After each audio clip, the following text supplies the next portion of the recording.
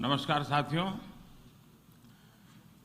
His excellency Abdulla Shahid जी,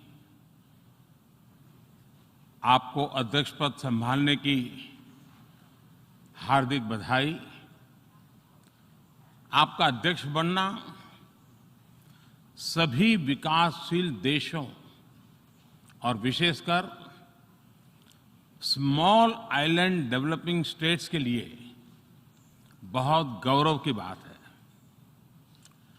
अध्यक्ष महोदय, गत 1.5 वर्ष से पूरा विश्व 100 साल में आई सबसे बड़ी महामारी का सामना कर रहा है।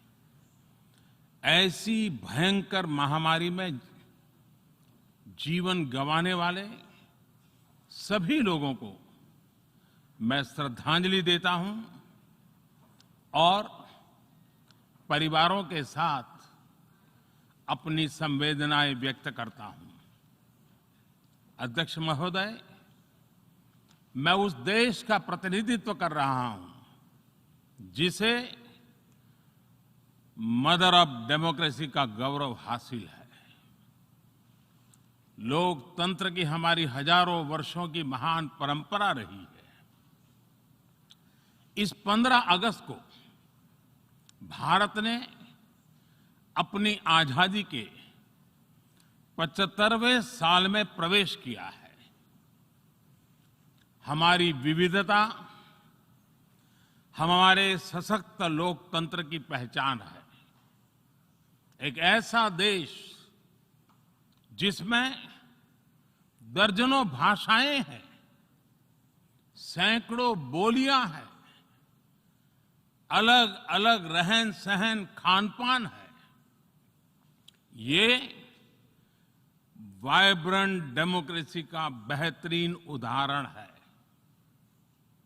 ये भारत के लोकतंत्र की ताकत है कि एक छोटा बच्चा जो कभी एक रेलवे स्टेशन के टी स्टॉल पर अपने पिता की मदद करता था, वो आज चौथी बार भारत के प्रधानमंत्री के तौर पर यूएनजीए को संबोधित कर रहा है।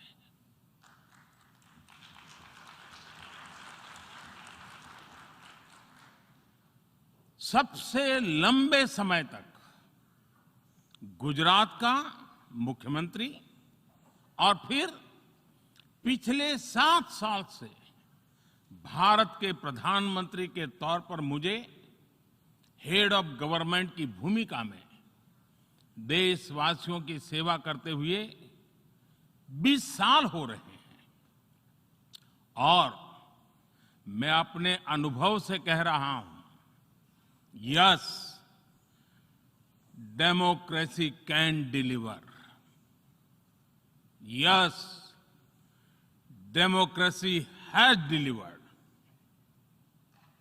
अध्यक्ष महोदय, एकात्म मानव दर्शन के प्रणेता पंडित दीनदयाल उपाध्याय जी की आज जन्म जयंती है। एकात्म मानव दर्शन यानी इंटीग्रल ह्यूमनिज्म, अर्थात स्व से समष्टि तक विकास और विस्तार की सहयात्रा। Expansion of the self, moving from individual to the society, the nation and entire humanity। और ये चिंतन अंत्योदय को समर्पित है। अंत्योदय को आज की परिभाषा में where no one is left behind कहा जाता है। इसी भावना के साथ भारत आज इंटीग्रेटेड, इक्विटेबल डेवलपमेंट की राह पर आगे बढ़ रहा है। विकास सर्वसमावेशी हो, सर्वस्पर्शी हो, सर्वव्यापी हो, सर्वपोषक हो, यही हमारी प्राथमिकता है। बीते 7 वर्षों में भारत में 43 करोड़ से ज्यादा लोगों को बैंकिंग व्यवस्था से जोड़ा गया है, जो अब तक इससे वंचित थे। आज 36 करोड़ से अधिक ऐसे लोगों को भी बीमा सुरक्षा कवच मिला है, जो पहले इस बारे में सोच भी नहीं सकते थे। 50 करोड़ से ज्यादा लोगों को मुफ्त इलाज की सुविधा देकर भारत ने उन्हें क्वालिटी हेल्थ सर्विस से जोड़ा है। भारत ने 3 करोड़ पक्के घर बनाकर बेघर यानी होमलेस परिवारों को होम ओनर्स बनाया है। अध्यक्ष महोदय, प्रदूषित पानी भारत ही नहीं, पूरे विश्व और खासकर गरीब और विकासशील देशों की बहुत बड़ी समस्या है। भारत में इस चुनौती से निपटने के लिए हम 17 करोड़ से अधिक घरों तक पाइप से साफ पानी पहुंचाने का बहुत बड़ा अभियान चला रहे हैं। विश्व की बड़ी-बड़ी संस्थाओं ने ये माना है कि किसी भी देश के विकास के लिए वहां के नागरिकों के पास जमीन और घर के प्रॉपर्टी राइट्स यानी ओनरशिप का रिकॉर्ड होना बहुत जरूरी है। दुनिया के बड़े-बड़े देशों में बड़ी संख्या में ऐसे लोग हैं जिनके पास जमीनों और घरों के प्रॉपर्टी राइट्स नहीं है। आज हम भारत के 6 लाख से अधिक गांवों में ड्रोन से मैपिंग कराकर करोड़ों लोगों को उनके घर और जमीन का डिजिटल रिकॉर्ड देने में जुटे हैं। ये डिजिटल रिकॉर्ड प्रॉपर्टी पर विवाद कम करने के साथ ही access to credit, bank loan तक लोगों की पहुंच बढ़ा रहा है। अध्यक्ष महोदय, आज विश्व का हर 6ठा व्यक्ति भारतीय है। जब भारतीयों की प्रगति होती है तो विश्व के विकास को भी गति मिलती है। When India grows, the world grows. When India reforms, the world transforms. Bharat में हो रहे साइंस और टेक्नोलॉजी आधारित इनोवेशंस विश्व की बहुत मदद कर सकते हैं। हमारे टेक सॉल्यूशंस का स्केल और उनकी कम लागत दोनों अतुलनीय है। हमारे यूनिफाइड पेमेंट इंटरफेस यूपीआई आज भारत में हर महीने 350 करोड़ से ज्यादा ट्रांजैक्शन हो रहे हैं। भारत का वैक्सीन डिलीवरी प्लेटफॉर्म कोविन एक ही दिन में करोड़ों वैक्सीन डोज लगाने के लिए डिजिटल सपोर्ट दे रहा है। अध्यक्ष महोदय, सेवा परमो धर्मः, सेवा परमो धर्मः को जीने वाला भारत सीमित संसाधनों के बावजूद भी वैक्सीनेशन डेवलपमेंट और मैन्युफैक्चरिंग में जी जान से जुटा है। मैं यूएनजीए को ये जानकारी देना चाहता हूं कि भारत ने दुनिया की पहली डीएनए वैक्सीन विकसित कर ली है, जिसे 12 साल की आयु से ज्यादा के सभी लोगों को लगाया जा सकता है। एक और mRNA वैक्सीन अपने डेवलपमेंट के आखिरी चरण में है। भारत के वैज्ञानिक कोरोना की एक नेजल वैक्सीन के निर्माण में भी जुटे हैं। मानवता के प्रति अपने दायित्व को समझते हुए भारत ने एक बार फिर दुनिया के जरूरतमंदों को वैक्सीन देनी शुरू कर दी है।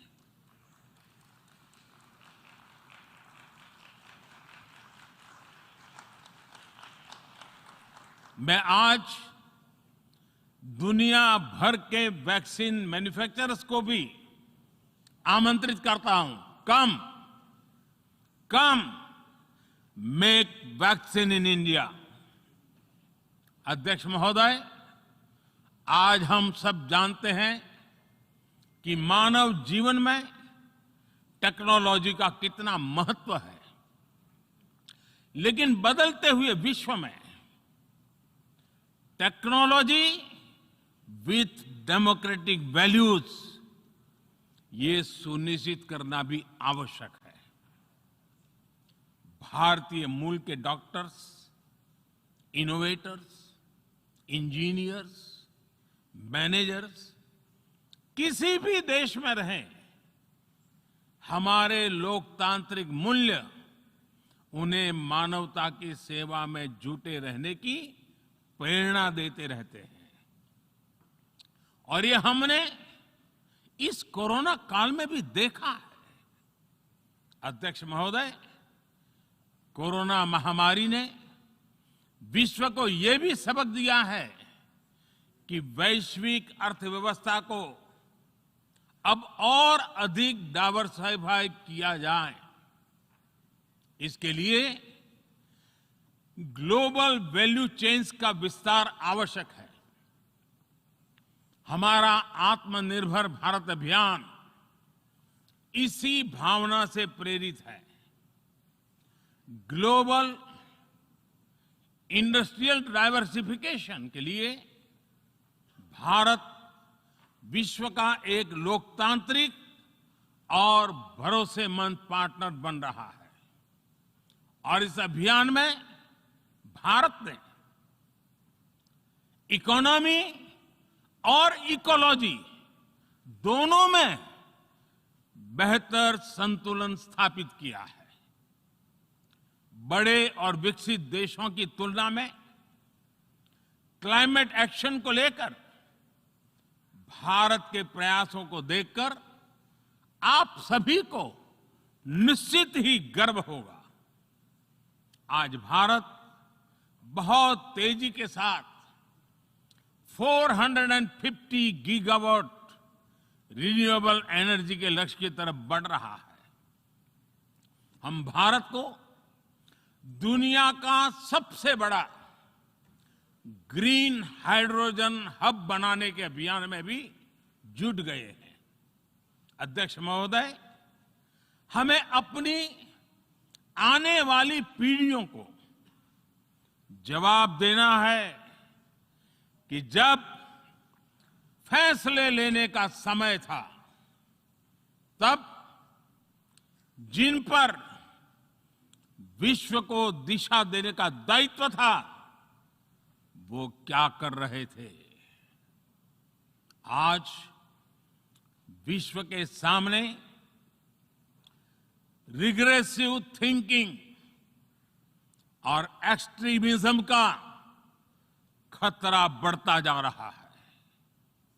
इन परिस्थितियों में पूरे विश्व को साइंस बेस्ड रेशनल और प्रोग्रेसिव थिंकिंग को विकास का आधार बनाना ही होगा। साइंस बेस्ड अप्रोच को मजबूत करने के लिए भारत एक्सपीरियंस बेस्ड लर्निंग को बढ़ावा दे रहा है।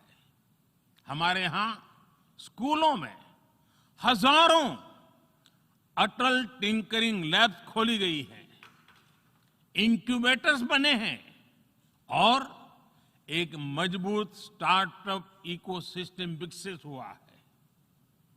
अपनी आजादी के 75 वर्ष के उपलक्ष्य में जब हम आजादी का अमृत महोत्सव मना रहे हैं, भारत 75 ऐसे सैटेलाइट्स को अंतरिक्ष में भेजने वाला है जो भारतीय विद्यार्थी स्कूल कॉलेजों में बना रहे हैं। अध्यक्ष जी, दूसरी ओर रिग्रेसिव थिंकिंग के साथ जो देश आतंकवाद का पॉलिटिकल टूल के रूप में इस्तेमाल कर रहे हैं, उन्हें ये समझना होगा कि आतंकवाद उनके लिए भी उतना ही बड़ा खतरा है। ये सुनिश्चित किया जाना बहुत जरूरी है कि अफगानिस्तान की धरती का इस्तेमाल आतंकवाद फैलाने और आतंकी हमलों के लिए न हो। हमें इस बात के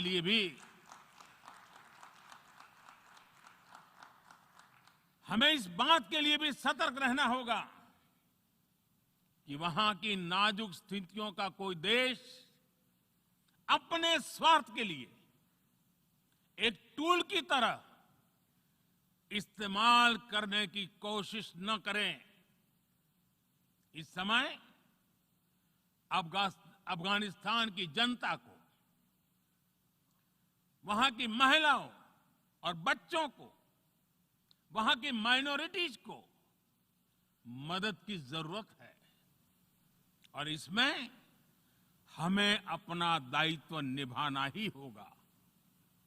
अध्यक्ष महोदय, हमारे समंदर भी हमारी साझी विरासत है, इसलिए हमें ये ध्यान रखना होगा कि ओशन रिसोर्सेज को हम यूज करें, एब्यूज नहीं।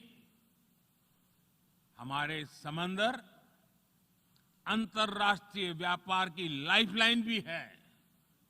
इन्हें हमें एक्सपांशन और एक्सक्लूजन की दौड़ से बचाकर रखना होगा। रूल बेस्ड वर्ल्ड ऑर्डर को सशक्त करने के लिए अंतर्राष्ट्रीय समुदाय को एक सुर में आवाज उठानी ही होगी। सुरक्षा परिषद में भारत की प्रेसिडेंसी के दौरान बनी विस्तृत सहमति विश्व को मैरीटाइम सिक्योरिटी के विषय में आगे बढ़ने का मार्ग दिखाती है। अध्यक्ष महोदय, भारत के महान कूटनीतिज्ञ आचार्य चाणक्य ने सदियों पहले कहा था, कालातिक्रमणात्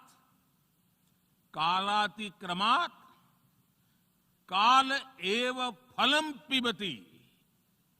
जब सही समय पर सही कार्य नहीं किया जाता तो समय ही उस कार्य की सफलता को समाप्त कर देता है।